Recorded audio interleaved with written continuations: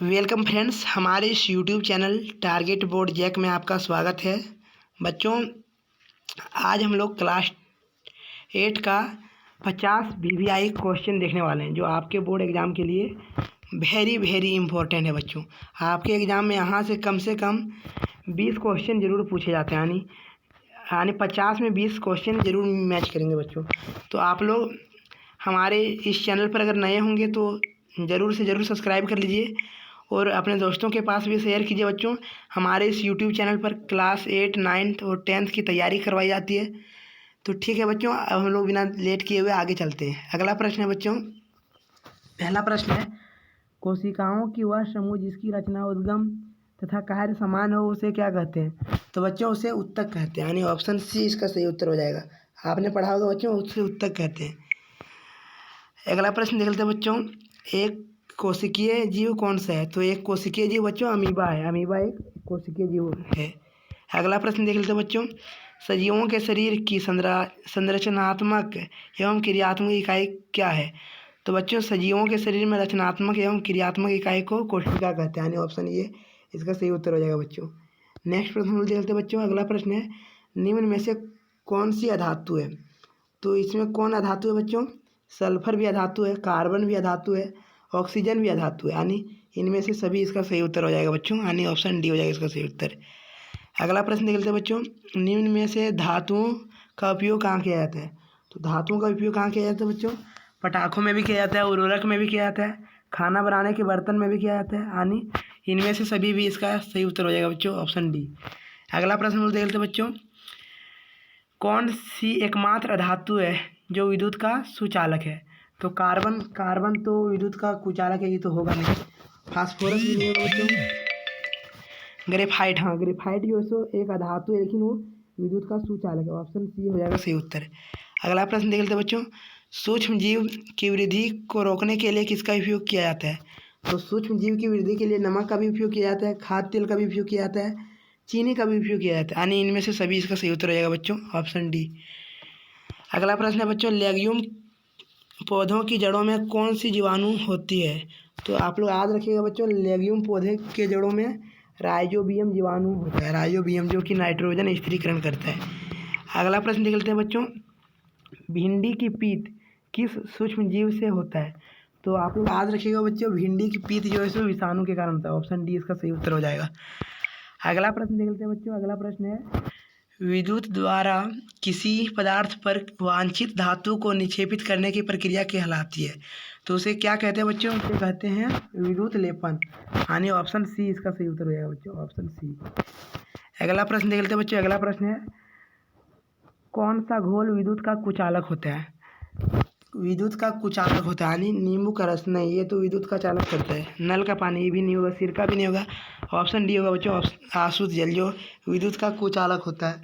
अगला प्रश्न देख लेते हैं बच्चों। अगला प्रश्न 12 नंबर है, विद्युत अपघटन का क्या उपयोग है? तो विद्युत अपघटन का उपयोग बच्चों धातुओं के निष्कर्षण में भी किया जाता है और धातुओं के शुद्धिकरण में भी किया जाता है, इलेक्ट्रोप्लेटिंग में भी किया जाता है, यानी इनमें सभी इसका सही उत्तर आ जाएगा। अगला प्रश्न देख लेते हैं बच्चों। अगला प्रश्न है, निम्न में कौन जीवों के जनन की अलैंगिक विधि है? तो कौन जीवों के जनन की अलैंगिक विधि है बच्चों? तो इसका सही उत्तर हो जाएगा ऑप्शन ए, यानी निषेचन जो अलैंगिक विधि है। अगला प्रश्न देख लेते हैं बच्चों। अगला प्रश्न है, बाह्य निषेचन किस में होता है? तो बच्चों, बाह्य निषेचन मछली में भी होता है, स्टार फिश में भी होता है और मेढक में भी होता है, यानी इनमें से सभी हो जाएगा इसका उत्तर। अगला प्रश्न देख लेते हैं बच्चों। अगला प्रश्न है, निषेचन के परिणाम स्वरूप क्या बनता है? तो आप लोग को याद होगा बच्चों कि निषेचन के परिणाम स्वरूप युग्मनज बनता है, ऑप्शन बी इसका सही उत्तर हो जाएगा। अगला प्रश्न देख लेते हैं बच्चों। अगला प्रश्न है, दो सतहों पर संपर्क के कारण कौन सा बल लगता है? तो दो सतहों के संपर्क के कारण लगने वाला बल को घर्षण बल कहते हैं बच्चों, यानी ऑप्शन सी इसका सही उत्तर हो जाएगा। अगला प्रश्न देख लेते हैं बच्चों, एकांक क्षेत्रफल पर कार्यरत बल को क्या कहते हैं? तो एकांक क्षेत्रफल पर कार्यरत बल को दाब कहते हैं, ऑप्शन सी इसका सही उत्तर हो जाएगा बच्चों। अगला प्रश्न देख लेते हैं बच्चों, निम्नलिखित बलों में कौन सा संपर्कित बल है? तो इसका सही उत्तर हो जाएगा बच्चों ऑप्शन ए, यानी पेशीय बल जो है सो संपर्कित बल है, यानी ऑप्शन ए इसका सही उत्तर हो जाएगा। अगला प्रश्न देख लेते हैं बच्चों, सूर्य नाभिकीय अभिक्रियाओं द्वारा क्या उत्पन्न करता है? सूर्य जो है सो नाभिकीय अभिक्रियाओं द्वारा क्या उत्पन्न करता है बच्चों? तो ऊष्मा भी उत्पन्न करता है और प्रकाश भी उत्पन्न करता है, यानी ऑप्शन सी हो जाएगा, दोनों उत्पन्न करता है। अगला प्रश्न देख लेते हैं बच्चों, कौन जीवाश्म ईंधन नहीं है? तो इसमें कौन जीवाश्म ईंधन नहीं है बच्चों? तो ऑप्शन सी हो जाएगा, प्राकृतिक गैस जो सो जीवाश्म ईंधन नहीं है बच्चों। अगला प्रश्न देख लेते हैं बच्चों। अगला प्रश्न है, किसी पदार्थ का दहन के लिए क्या आवश्यक है? तो उसके लिए क्या आवश्यक है बच्चों? दहनशील पदार्थ भी आवश्यक है, ज्वलन ताप भी आवश्यक है, ऑक्सीजन भी आवश्यक है, यानी डी हो जाएगा, ऑप्शन सी इसका सही उत्तर हो जाएगा बच्चों। अगला प्रश्न देख लेते हैं बच्चों। अगला प्रश्न है, जीवन काल की वह अवधि जब शरीर में ऐसे परिवर्तन आते हैं जिनके परिणाम स्वरूप जनन में परिपक्वता आती है, तो उसे बच्चों किशोरावस्था कहते हैं, यानी ऑप्शन सी इसका सही उत्तर हो जाएगा बच्चों। अगला प्रश्न देख लेते हैं बच्चों, क्रोध, चिंता एवं उत्तेजना की अवस्था में कौन सा हार्मोन उत्तरदायी है? तो इसका सही उत्तर हो जाएगा बच्चों ऑप्शन बी, एड्रीनलिन हार्मोन जो इसको उसमें सहायक होता है चेतना और सोचने सब में। अगला प्रश्न देख लेते हैं बच्चों, बच्चे के लिंग निर्धारण के लिए कौन उत्तरदायी है? तो इसका सही उत्तर हो जाएगा बच्चों पिता, क्योंकि माता के पास केवल एक्स और एक्स गुणसूत्र होता है, जबकि पिता के पास एक्स वाई गुणसूत्र होता है, जिससे बच्चे का लिंग निर्धारण होता है, यानी ऑप्शन बी इसका सही उत्तर हो जाएगा बच्चों, ऑप्शन बी इसका सही उत्तर हो जाएगा। अगला प्रश्न देख लेते हैं बच्चों, यदि आपतन कोण का मान 30 डिग्री है तो परावर्तन कोण का मान कितना होगा?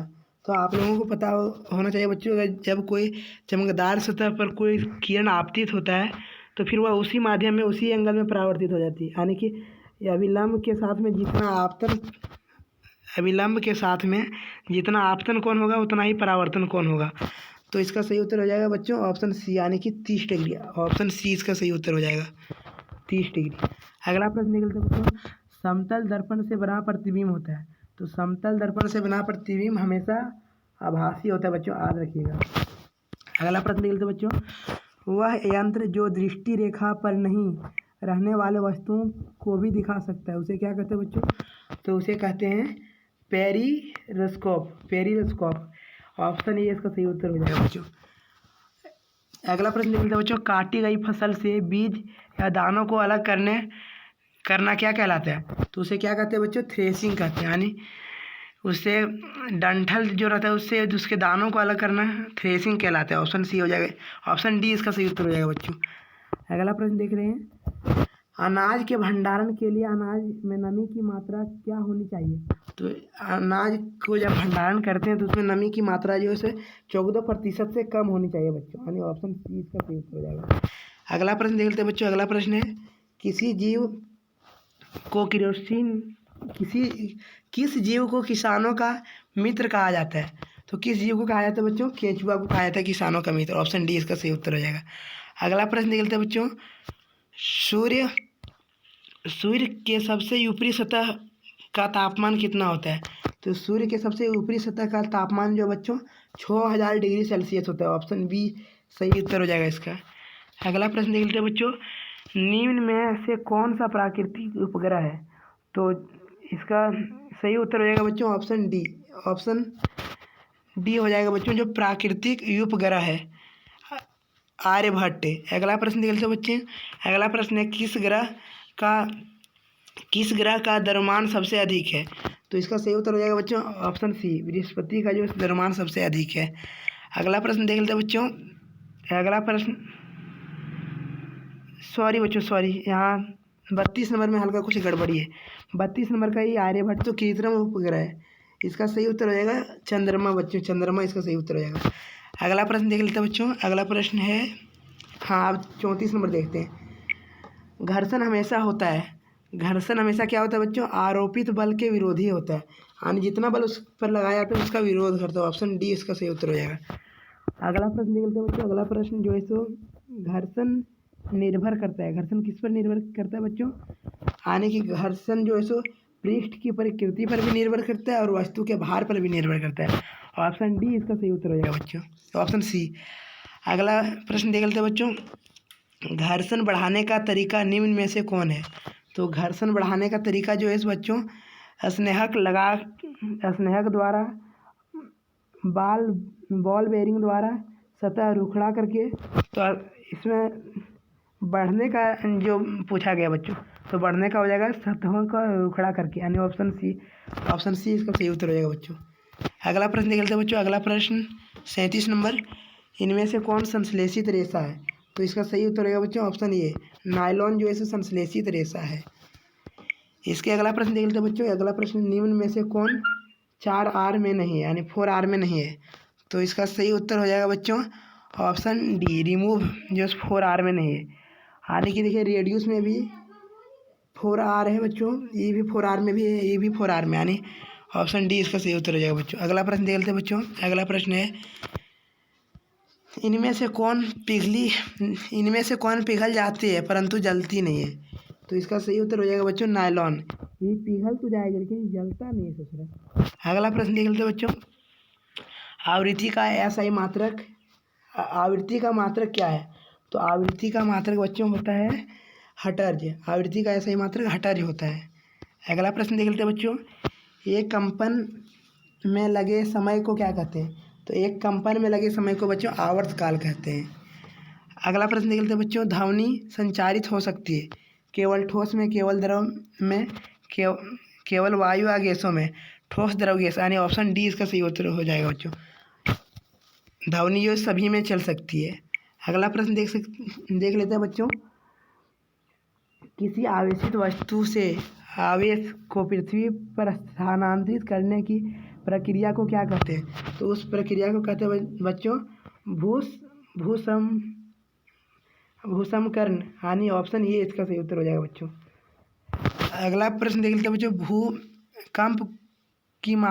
भूकंप की शक्ति के परिमाप को किससे मापा जाता है?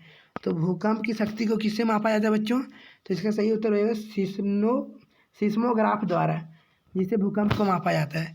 अगला प्रश्न देख लेते हैं बच्चों। अगला प्रश्न है, आवेश कितने प्रकार के होते हैं?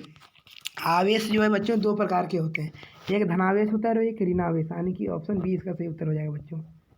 अगला प्रश्न देख लेते हैं बच्चों। अगला प्रश्न जो है, वायुमंडल में निलंबित सूक्ष्म ठोस या तरल कण के बादल को क्या कहते हैं? तो उसको क्या कहते हैं मेरे दोस्त?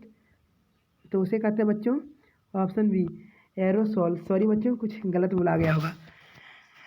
प्रश्न 47 हम लोग देख लेते हैं। अगला प्रश्न जो है, वायुमंडल में ऑक्सीजन गैस कितना प्रतिशत है? तो ऑक्सीजन बच्चों आप लोग याद रखिएगा, ऑक्सीजन जो है सो 21% है। अगला प्रश्न देख लेते हैं बच्चों। अगला प्रश्न है, वनोन्मूलन का स्थायी हल है क्या है? वनोन्मूलन का स्थायी हल है बच्चों पुनर्वृक्षारोपण, यानी फिर से वृक्ष रोप के हम लोग जंगल को लगा सकते हैं। अगला प्रश्न देख लेते हैं बच्चों, काला सोना किसे कहा जाता है? तो काला सोना बच्चों पेट्रोलियम को कहा जाता है, ऑप्शन सी इसका सही उत्तर हो जाएगा। नेक्स्ट प्रश्न देख लेते हैं बच्चों, और ये लास्ट प्रश्न है आप लोगों का, कौन सा प्राकृतिक संसाधन नहीं है? तो प्राकृतिक संसाधन कौन नहीं है बच्चों? तो कपड़ा जो है प्राकृतिक संसाधन नहीं है, ये मानव ने बनाया है।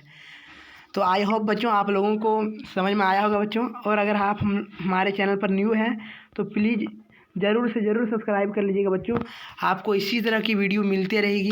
थैंक यू, फिर से अगले बार मिलते हैं नई धमाकेदार वीडियो के साथ। धन्यवाद।